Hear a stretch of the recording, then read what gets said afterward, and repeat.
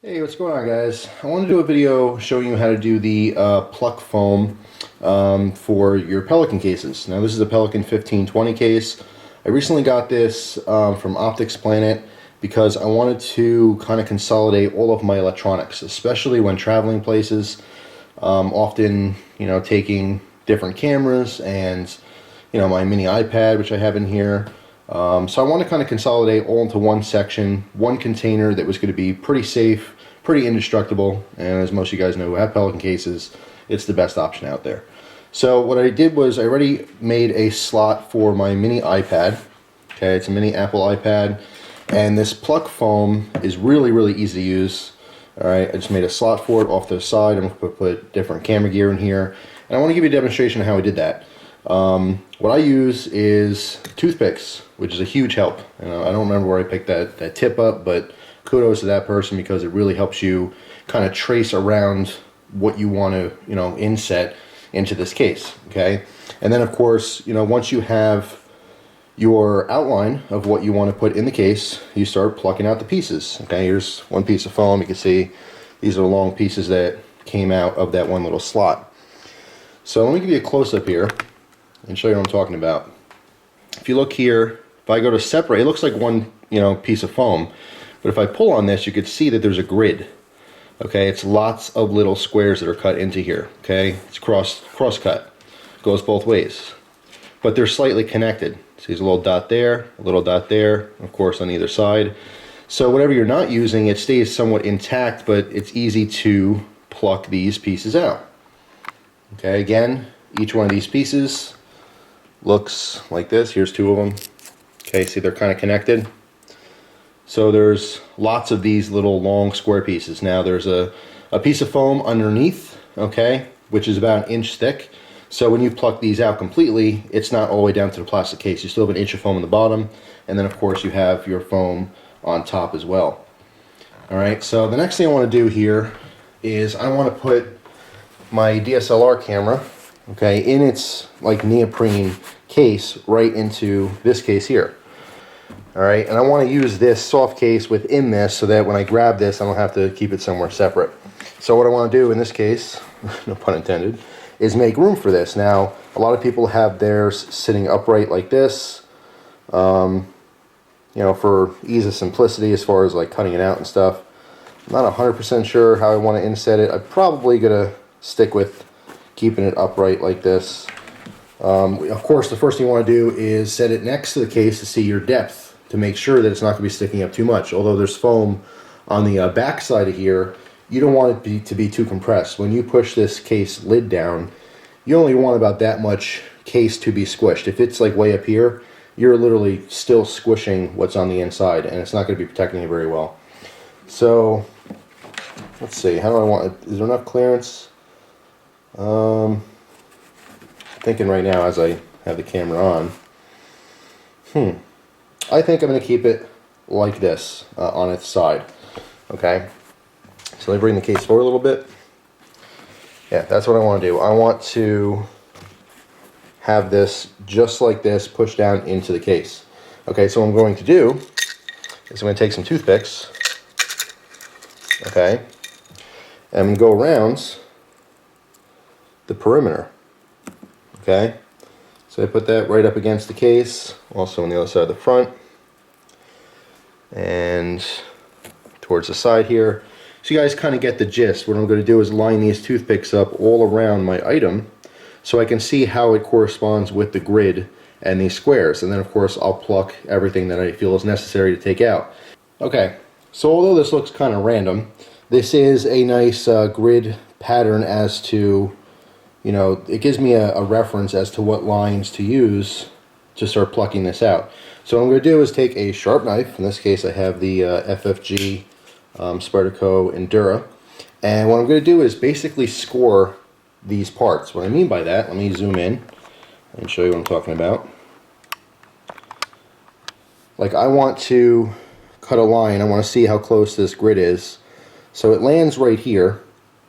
And what I'm going to do is I'm actually going to cut this line here. Now that's a little bit inwards of my original line. I can always cut the next square over. It might not line up perfectly because they are individual squares.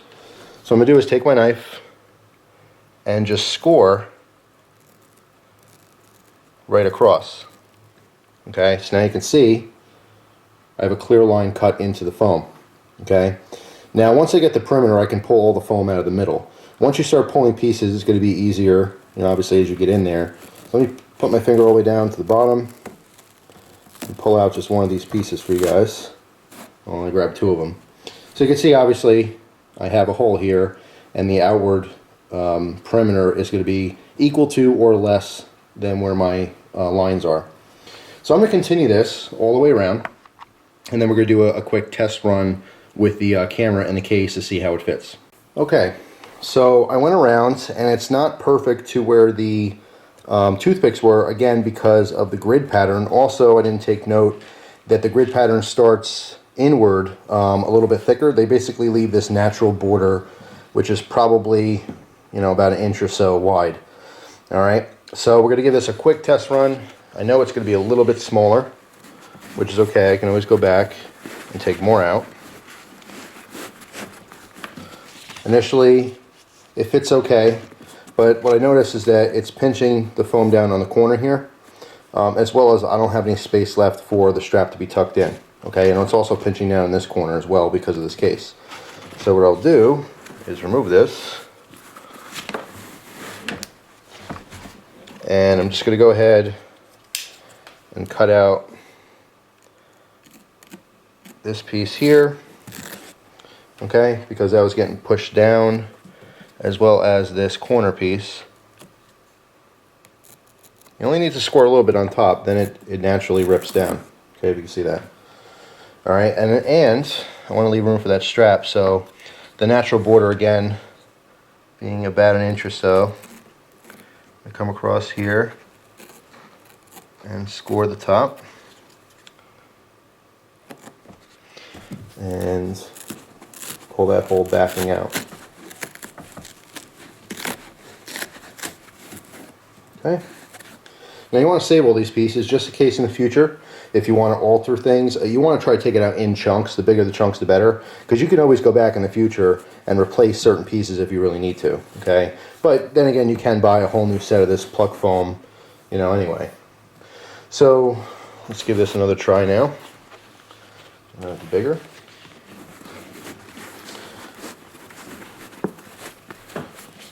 Okay. I left some room in the back for the strap.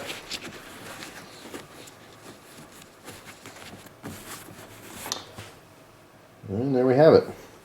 Just for the sake of things being even, like I have this kind of crisscrossed here.